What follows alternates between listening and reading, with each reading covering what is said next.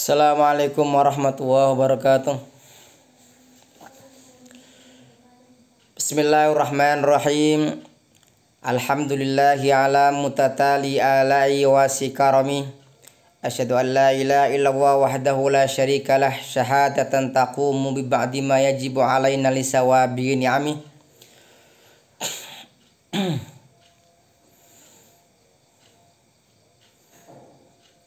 Salatan wa salaman daimaini mutalazimaini ala habibina wa syafi'ina Muhammad ibn Abdullah sallallahu alaihi wa ala alihi. Qala wa ta'ala fi kitabil karim, ya ayyuhalladzina amanu kutiba alaikumus syamu kama kutiba alal ladzina min qablikum la'allakum tattaqun. Wa qala sallallahu alaihi wasallam, man shoma ramadhana imanan wa ihtisaban ghufira lahu ma taqaddama min dambi. Amma ba'du. Allah Subhanahu wa ta'ala telah menjadikan kehidupan ini, bahkan bukan hanya kehidupan, kematian sekalipun, sebagai salah satu wasilah Allah untuk mengetahui bagaimana kapasitas hambanya dalam mengarungi berbagai macam ujian yang terjadi. Maka Quran mengatakan dalam surah Al-Mulk, alladzi khalaqal mauta wal hayata liyabluwakum ayyukum ahsanu amala. Dat yang telah menciptakan untuk kalian kematian dan kehidupan, liyabluwakum, untuk menguji kalian siapa di antara kalian yang lebih baik amalnya. Dalam ayat tersebut Allah mendahulukan al-mauta. Kenapa Allah mendahulukan kematian daripada kehidupan? Karena ini termasuk salah satu di antara kebiasaan dalam bahasa Arab.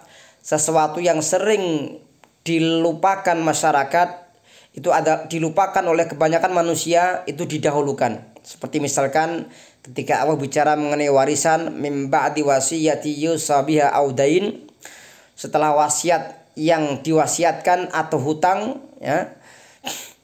Kenapa wasiat didahulukan? Karena kebanyakan kaum muslimin itu dengan wasiat itu rata-rata mereka lalai. Mereka terlupakan. Sama dalam kehidupan ini Allah mengingatkan kita, alladzi khalaqal mauta wal hayata, karena ketika manusia sudah hidup biasanya kemudian mereka lupa dengan kematian. Oleh karena itu hidup selalu seiring dan selaras dengan ujian. Kalau orang tidak mungkin hidup kecuali ia akan bersama dengan ujian. Maka orang yang lulus, orang yang nanti sukses dan berhasil adalah orang-orang yang mereka berhasil melewati ujian dengan baik.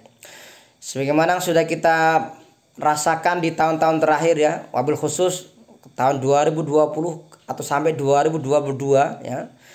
Belum lama atau 3 tahun yang lalu sampai setahun yang lalu, negeri kita Indonesia ini dilanda yang namanya virus wabah COVID. Bahkan sampai hari ini pun sebenarnya kalaupun kita melihat di Indonesia, itu sepertinya semua pergerakan kehidupan sudah normal. Tetapi secara internasional memang penyakit ini masih ada, ya. Oleh karena itu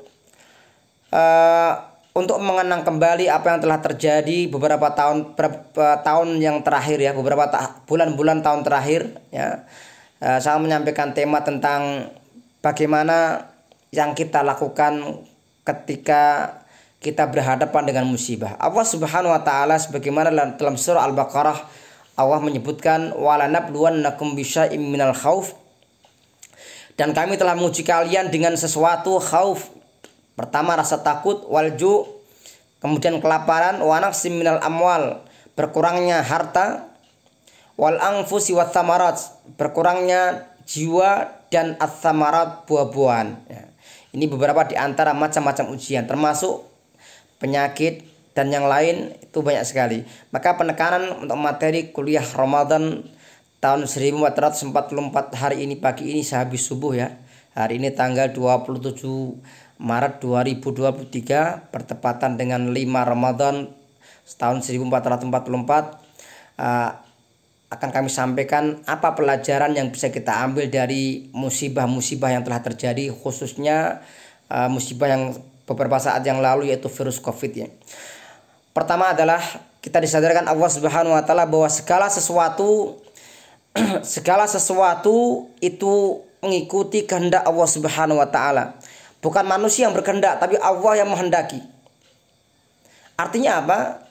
Tidak ada seorang pun yang bisa menghalau musibah atau ujian ketika Allah sudah menghendaki. Maka dikatakan dalam sebuah syairnya Imam Syafi'i, "Wa man lam yamut bisayfin mata bi ghairihi tanawwa'atil asbab wal mautu wahidun." Barang siapa yang tidak mati karena pedang, maka dia akan mati karena yang lain. Ya. Karena penyebab kematian itu bermacam-macam, tetapi kematian adalah satu. Itu yang pertama. Yang kedua adalah pelajaran dari musibah, al-mautu haqqun fala yu'akhkhar wa la yu'ajjal. Kematian itu adalah sesuatu yang hak, sesuatu yang pasti akan datang, dan kematian tidak bisa ditunda dan tidak bisa disegerakan. Makanya yang terpenting bagi kita adalah bukan bagaimana apakah kita akan mati atau tidak. Yang jelas kita akan mati. Cuma yang paling penting adalah bagaimana kita menyiapkan wa ma a'adadna lidzalikal maut. Bagaimana yang kita siapkan untuk menghadapi kematian itu.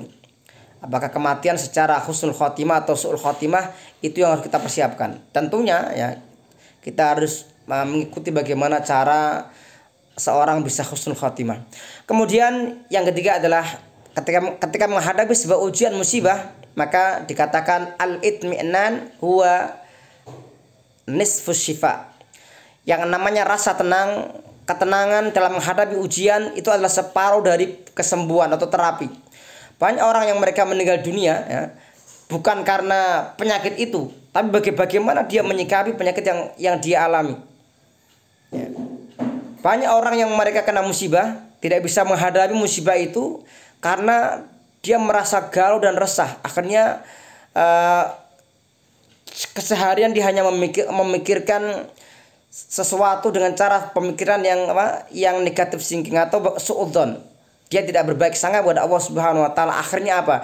Dia mengalami drop ya. Dia mengalami lemah, putus harapan, akhirnya mengalami yang lebih bahaya daripada penyakit itu.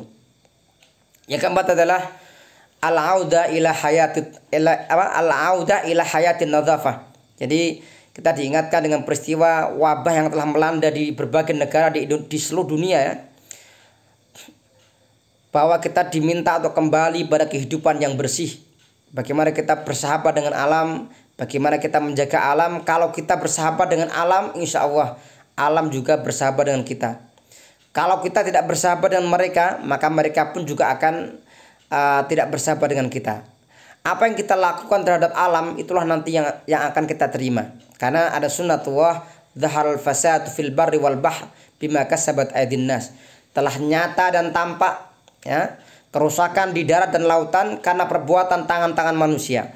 Kemudian adalah selanjutnya pelajaran yang bisa kita ambil dari saat menghadapi musibah, ahamiyatut tarbiyatul ustariyah wa tarsihul qiyamil islamiyah fil usrah.